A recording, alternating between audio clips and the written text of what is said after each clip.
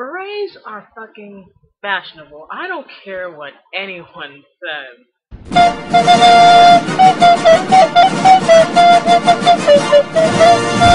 Hey guys, it's Lupino9 here after...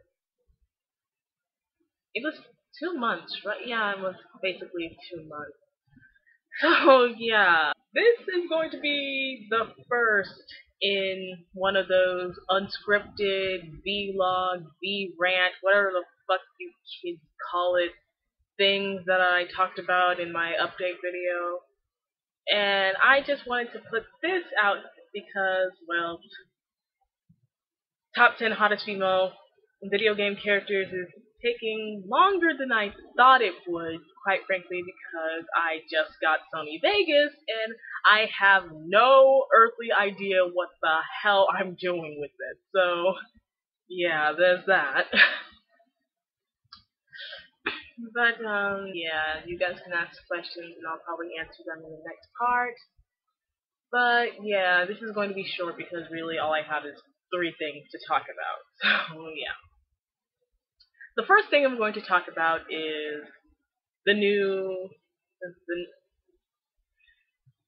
week ago, Hetalia started up again. So it started up for Series 3, Season 5, also known as Hetalia the Beautiful World. And quite frankly, it's only 2 episodes in, but I am in love with it. The art style is vastly improved from the original Hetalia, and there's actually effort put into this, and Studio Dean isn't inept. They're no longer inept. Thank you God for showing some light to Studio. We can't think of a good, stable animation style Dean. But, of course, with this new style and new layout for Hetalia, there are people who are, for some reason, taking the opportunity to whine. I really don't know why. It's like, some people are saying, oh, this new art style is ruining Hetalia. To everyone who is saying that, you are ungrateful. And let me explain why.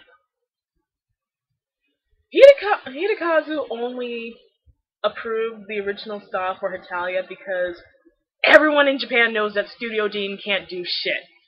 And when they presented that to him, he was just saying, like, you know what, this is probably the best I'm gonna get, I'll just go with it. So he didn't want that art style, he settled for that art style. And later on down the line, when more and more characters started to show up, he noticed a recurring theme that at first he kept quiet on, but when it came to the point of introducing characters like Turkey, Egypt, and Seychelles into it, he couldn't be silent anymore. The reason because Studio Dean was whitewashing those characters. And this isn't to say that Hidekazu is some kind of racial equality activist. He's probably not, but the fact of the matter is that Studio Dean was completely bullshitting around with his property. So he literally went to Studio Dean and said, fire the animators or I'm going to another company. Obviously Studio Dean didn't want to lose the paycheck, so they fired those animators, hired some new ones right out of art school, and we have Hetalia the Beautiful World.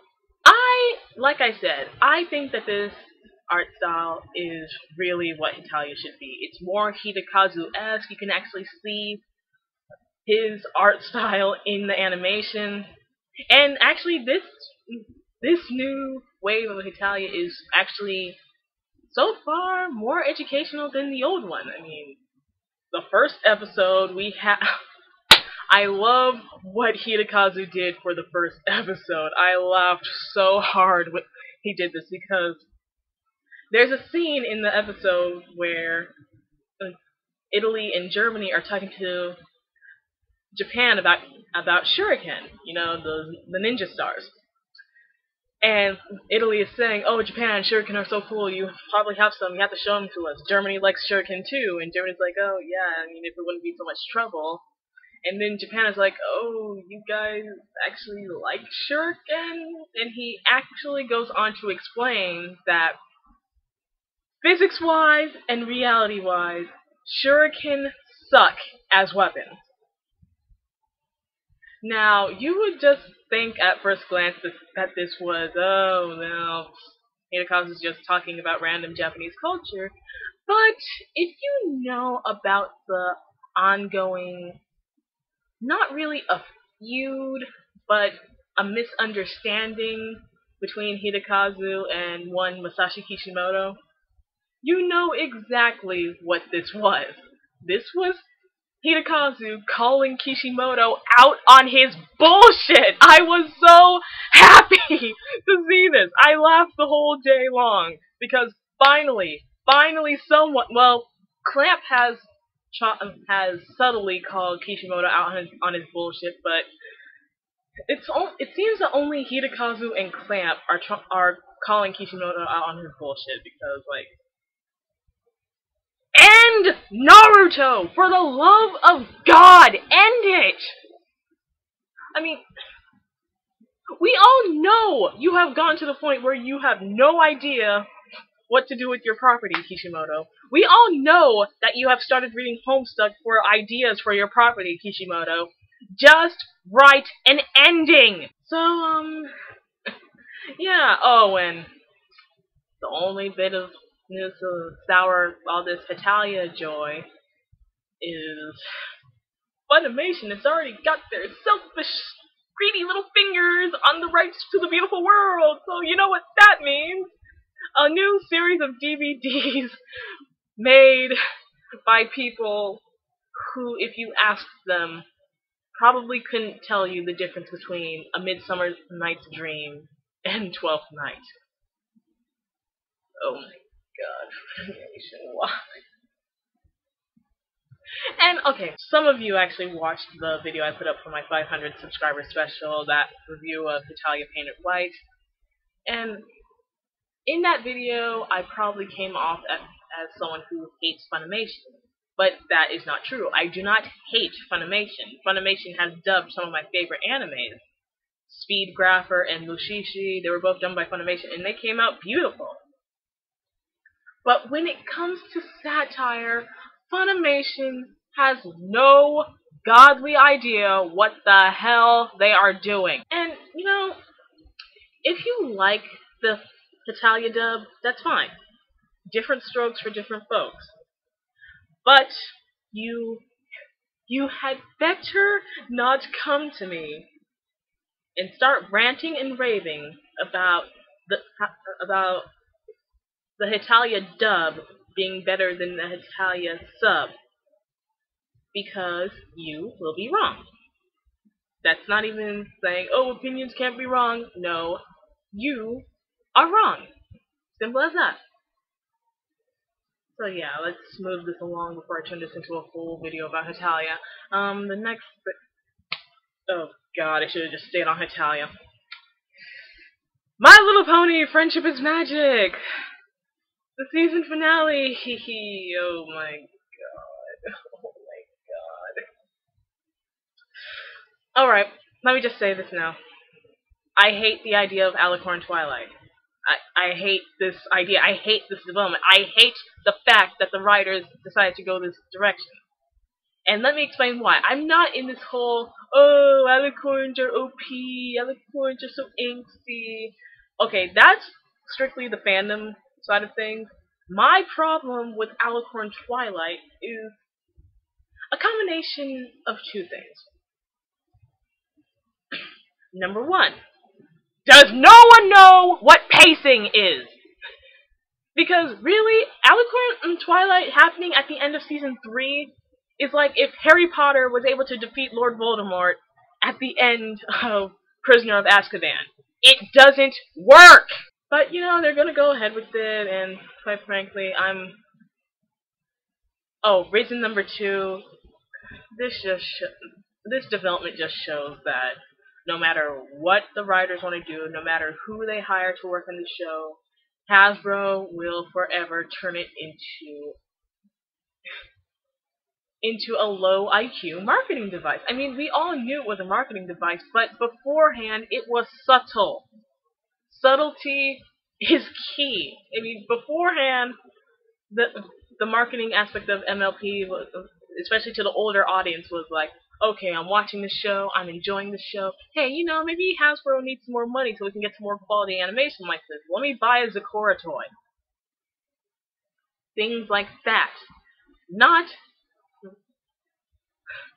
And you know what? This is probably what happened with this development. This is probably what happened in the Hasbro offices. The writers probably posed something like, "Oh, hey, what would be great? Let's do some backstory about Celestia and Luna and Discord. Let's maybe finally squash the whole Rainbow Dash is an orphan, or let's prove the whole Rainbow Dash is an orphan thing. Let's get some compelling storylines for the older kids who watch MLP, because the 10, 12-year-olds who watch MLP, we've had this show for 3 years. They're growing up. We need to grow with them." Hasbro's response: "Yes, but how many toys does that sell?" "Well, we could sell more Celestias and Lunas, maybe a Discord class, Fluttershy family gift set." That's nice and all, but let me show you a better idea. See this Twilight Sparkle toy? Let us add a simple pair of wings. Now, write an episode about that so we can sell these $200 million toys we have in the back." That's what happened. That's what happened. I'm not gonna be one of these bronies who leaves the fandom after this. Quite frankly, I think that's stupid. I mean, MLP, like a lot of other franchises, has done things that I don't agree with, but I'm not just gonna drop the show like a bad habit because they did something I don't agree with. I mean, okay, truth be told, season 3 has been a mess. I mean, it started off shaky, it got great, and then it plummeted. And the main reason it plummeted is because I don't know if they're running out of morals to put in the show, but the morals that they are putting in the show are abysmal. And the 2 main episodes that prove this point, at least to me, were One Bad Apple and Keep Calm and Fucking Flutter On! The thing that okay, let me go episode by episode. The thing that killed me about One Bad Apple, of course, was the moral. The whole, "Oh, well, it's okay for this person to tease you if they've been tormented and teased at home, but if you try to fight back and stop the teasing, you're in the wrong." And the fact that they had Applejack say that just made my blood boil. Because, quite frankly, why would you even do that? That's not a good moral. That is, especially for an American audience when bullying is already so freaking rampant, you say that to kids and then keep calm and flutter on.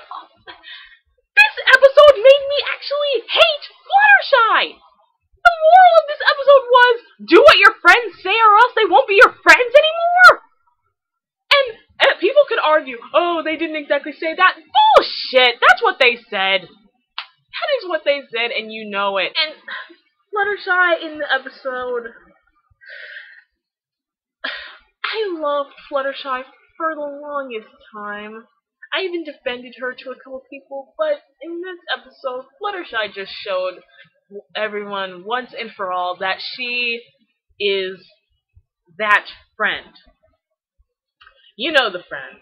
In any group of acquaintances or friends you come across in your life, there is always going to be that one friend. That one person whom you would never associate yourself with, whom you would actually go out of your way to avoid. But since all your friends love that one person, you have to fake a smile and be sociable to that person. I have 2 groups of friends who have that one friend. And it's not like, oh, it's the same friend in each group. No, I have two groups of friends who have a person in them who is that one friend. That one friend who I do not like. I do not want to like. I would rather not ever have to have had to know that this person existed. But I have to because everyone loves these people. And I don't. I really don't. And now Fluttershy is that friend. I'm gonna have to go through season 4 trying to acknowledge that she doesn't exist. She might as well be an imaginary friend at this point because I really don't like her anymore. Thanks to Keep Calm and Flutter On. I don't know what MLP anymore. It's not like I'm not hating the show. I would never say that I hate MLP, but those 2 episodes in Alicorn Twilight. One more note about Alicorn Twilight before I forget. One of the people at Equestria Daily wrote an editorial about the backlash of the Alicorn Twilight phenomenon, and they wrote it quote unquote from a writer's point of view. Now, usually when it comes to Equestria Daily, I take everything they do with a grain of salt because they are a good website, but this article, I'm calling bullshit on this article. For one point in particular, the whole Celestia, Luna, and Cadence aren't gods. They're only gods because the fandom made them gods. Bullshit! So much bullshit went into that statement. Do you want to know why? Because you can't. You just... I need a moment. To say that the Alicorns in My Little Pony Friendship is Magic aren't gods is a decision, is a mindset worthy of 4Kids. And you know why? Because 4Kids pulled this exact same bullshit when they licensed and dubbed Pokemon 2000. And when they dubbed the movie, they changed the official name of the legendary birds, Moltres, Articuno, and Zapdos, from what they were in Japanese, they were gods in Japanese, to Titans. So you just want us to say that, oh, Alicorns are only special because people think they're special? No! I mean, not even critical thinking wise, but it's so blatantly obvious that Celestia is Apollo, Luna is Selene, Cadence is Aphrodite, and now we have Twilight Sparkle. Greek god of magic? Where? And also, this Twilight Sparkle. I don't have a problem with Twilight becoming an Alicorn, because quite frankly, you would have to be stupid to say that you didn't see this coming. I saw it coming. I just wanted it to come maybe at the end of season 4. But Twilight Sparkle becoming an Alicorn decimates the name scheme we had with equestrian royalty. Celestia, Luna, Mi Amore Cadenza, Discord, Chrysalis, King Sombra, Twilight Sparkle. They had better give Twilight an official sounding name, or else I'm going to be so pissed. The final thing I'm going to talk about, and this is recent, well, everything is recent, but this is just something I got into recently because a lot of writers I know, and a lot of writers that I actually dislike but are just clinging to anything they can for inspiration, Kishimoto, have started reading this. I recently started reading Homestuck. At first, I wasn't going to because, quite frankly, I didn't get it. I didn't get why anyone would spend time reading 5,000 plus pages of a webcomic. But I read it, and I'm currently in Act 5, Act 5, Scene 2? Yeah, that's where I am. And I'm not going to lie, Homestuck is freaking amazing. I was completely surprised. I mean, getting into it at first, it's weird. It is very, very weird. The way that Lord Hussey writes the dialogue and the instructions, I guess you could call them. It's weird, and it takes some getting used to. Same thing when you get to Act 5 for the first time and you start following the trolls. Oh my gosh, their speech patterns. It it took me a day each to get a hold of each troll's speech pattern, and even then, sometimes I had to double back and say, what the fuck did they just say? My favorite trolls have to be Equius and Terezi, as of this moment. And Terezi, at first someone would say, oh, you only like Terezi because she represents Libra and you're a Libra. It's like, no, actually I just like Terezi because of her personality. And the fact that she's smart, she's independent, she's clever, she's snarky, and she's blind. She does everything. She fights blind, she does everything, but she's blind. That's awesome to me. And then Equius is kind of like, if I had to choose between Equius and Terezi, I would choose Equius. Because, oh my god, his personality it just gets me somehow. And the fact that he's a masochist, he's a caring masochist, because yeah, he takes care of Nepeta, but on the other hand, like, he gets off on being commanded by the High Bloods and by Karkit, and like you would think that's creepy. It's like, did he just jizz in his pants because that guy told him to stop talking? It's like, but the way that Equius is written, it's just like, Equius, who else but Equius? But yeah, Homestuck, I would say that you have to at least give it a shot. I mean, especially the end of act cutscenes, or whatever they're called. I'm going to call them cutscenes. I'm probably wrong in this, but it's just easier for me to call them cutscenes. And they are breathtaking. I mean, I don't know how to describe them. You have to read Homestuck to understand this.